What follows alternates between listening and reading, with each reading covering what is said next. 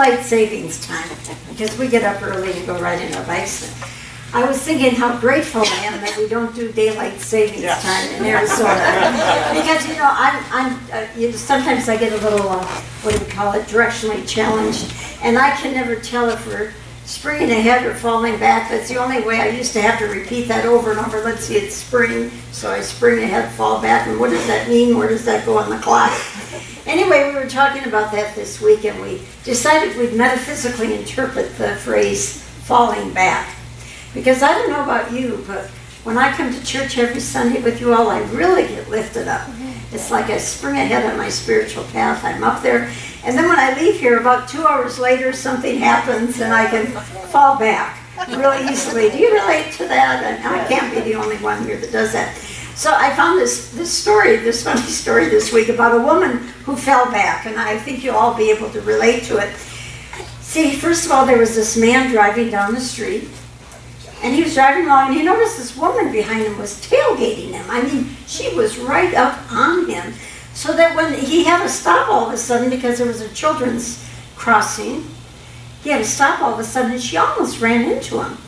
But instead of him being upset about it, she got so mad at him for stopping, and she was swearing at him and giving him the finger and shaking her fist and honking her horn. And all of a sudden there was a tap on her window, and it was a policeman. And he had her come out, he step out of the car, and he actually arrested her, took her to the police station, searched her, fingerprinted her, took a picture of the whole 9 yards, put her in a holding cell. It seemed a bit extreme for what she had done. But after a couple hours, the policeman came back and he opened the cell to let her go home. She was furious. Now she's mad at the policeman. She demanded an apology. And he did apologize, and he explained why he had arrested her. He said, I'm so sorry for the mistake. You see, when I pulled your car over while you were honking at that man, giving him the finger and swearing to Blue Street, I noticed on your car you had a "Follow Me, Not Jesus" bumper sticker on the window. And you had 2 signs saying, "Follow me to Sunday school" and "God loves me." And a chrome-plated "What Would Jesus Do" emblem on your back trunk. Naturally, I assumed you'd stolen the car.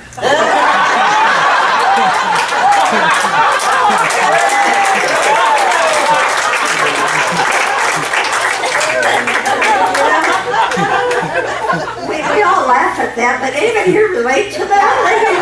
Yeah, we got one honest person here. It's so easy to feel loving when we're with each other, isn't it? It's so easily for me to let go of any fear when I'm with you all on Sunday morning.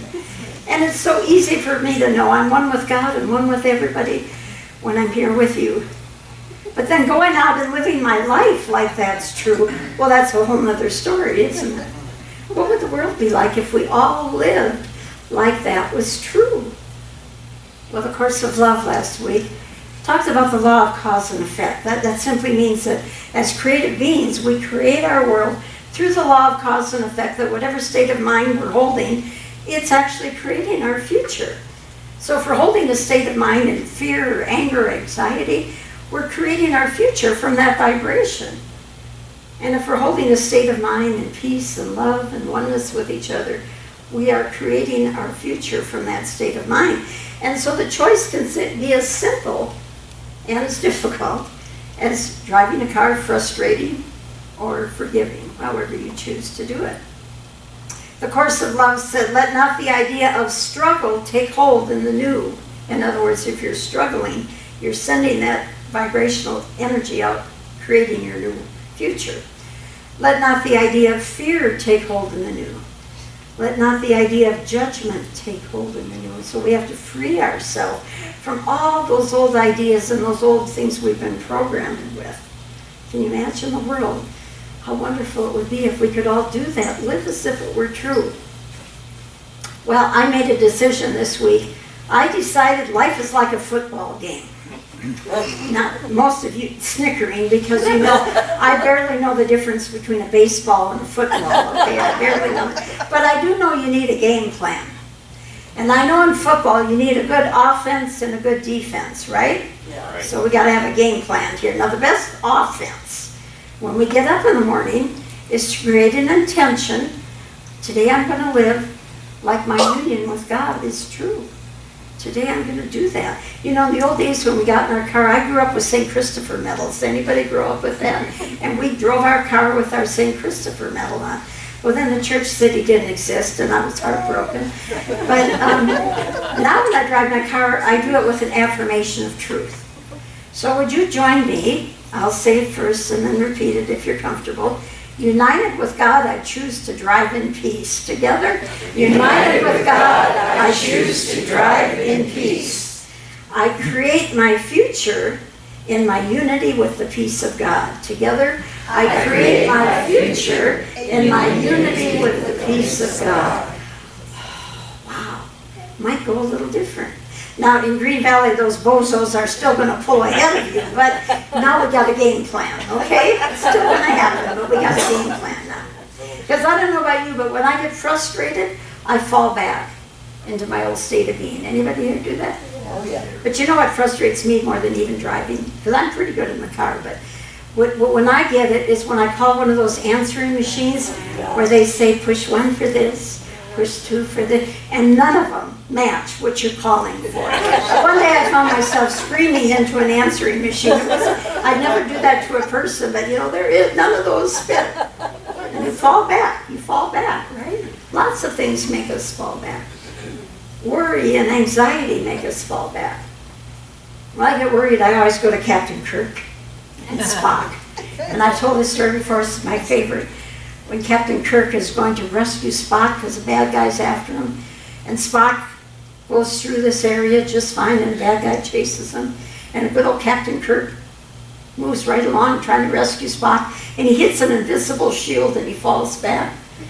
And Spock yells back, "You've got to lower your anxiety shield. You've got to lower your fear, and then you'll get through that barrier."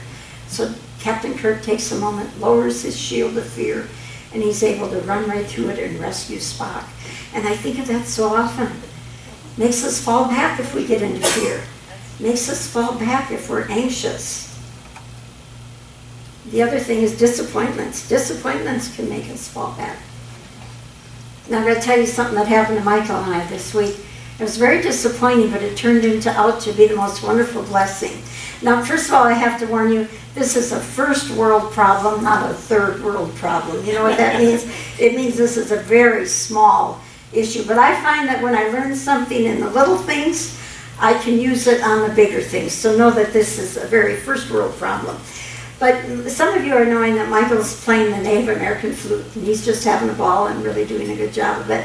And he's got a couple different flutes, because with the Native American flutes, if you want to play in a different key, you have to buy another flute, because each flute is in a different key.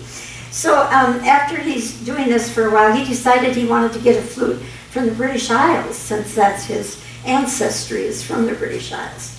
And they're metal instead of wood, and they have a different sound. So he goes online. You know, you can buy anything anywhere anymore by going online. And he orders a flute from the British Isles, and he's all excited, and the anticipation is building. It's taking forever because they have to build it, and they have to send it all the way across the ocean. So he's really excited about this flute coming. Well, the flute came, 2 disappointments. The first one, the top was broke. Oh, all together now. Oh. So he very lovingly wrote the guy back and said, "Look, it's broke, what should I do?" And the guy said, "Easy fix, just do this, this." And Michael's really good at fixing things. So he even put a new part in it, because the part that Michael put in was much better than the part that the other person had put in. So now it's working, it's all brand new. He goes to play it. Now you gotta know on flutes, the lower the note, the longer the flute, the more you have to stretch your hands. And this one is so low and so long that his tendonitis is not letting him stretch that far, you know. We won't call it old age, we'll call it tendonitis, right? So again, second disappointment. He's waited this long for this flute, and he can't play it now. So again, he writes the seller back. Very nice, very loving, we're not mad at him. And the guy says, "Well, look, it's going to cost, I'll give you your money back, but it's going to cost you more to send it back. Why don't you just put it on eBay and sell it?" So we thought, okay, so Michael puts it on eBay, and he explains, you got to have long arms, you know, to play this thing. Full explanation, but meanwhile, the flute sold immediately. We were shocked at how quickly it sold. I mean, he did have a lower price on it, but anyway, it was a young man from Asia, from the Philippines. And he wrote us a letter, and we've been kind of pen pals ever since. He said, "Thank you very much. I have wanted a Shearwater Bass A," that's the name of the flute, "for some time now, but I haven't been able to buy one since it has to come from Europe. And it's really difficult to get things here that aren't from the U.S. or the Philippines because it has to go through the customs office." He said, "I was so glad when I saw it show up on eBay USA. The address I had it sent to is my parcel manager in New York. They will bring it to me here in Asia. I'm really looking forward to receiving this whistle." And over in Europe, they call them whistles, not flute. So here he gave us his name, and he said, "Look me up on YouTube." We looked him up on YouTube, and he's this wonderful young man playing all different kinds of flutes. This man really knows how to play a flute. And we sort of adopted him as our new pen pal. But the point I'm making here is through Michael's acceptance in this disappointment, it was like he became an instrument for this man all the way on the other side of the world to get something that he has been desiring but could never get before. We became an instrument for his dream coming true all the way across the world. There was something about that was so exciting. And all we have to do is to live our life every day like our divinity is true and not live it as if it isn't true. Meanwhile, Michael decided he was going to stick with Native American flutes. So a good offense then, in every football game, a good offense is your quarterback, right? He keeps you from falling back into old patterns. He's the observer that watches all that negative self-talk so that we don't fall back. He's the observer that gives us images of possibilities to help us spring ahead into a higher and greater life. And the football coach is our higher self that's there whenever we need help. But in order to do that, we have to deal with our stuff. I could call it something else. We have to deal with our stuff. We have to deal with our issues. Or we fall back. If we don't deal with all the stuff we've been carrying with us, we keep falling back. And the great movie we saw this week, it was like this whole thing came together so beautifully this week. Have you all seen the movie I Can Only Imagine? I know, I think, Bonnie, you have, haven't you? Somebody saw. Anyway, I Can Only Imagine is a song that was a #1 hit song on the Christian charts, and it just really took off. And then they made a movie about the songwriter that wrote the song. And I almost wasn't going to watch it because I knew it was a real fundamentalist slant.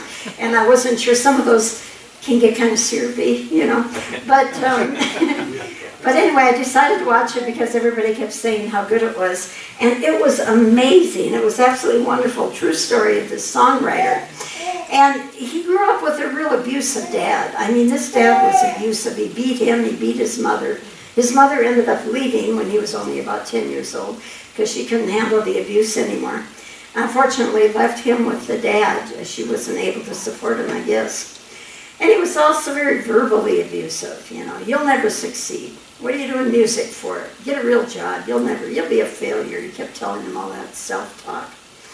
And so when the man went out into the world to do music, he kept never quite making it. Always falling back into his old patterns. Never getting close, but never quite making it.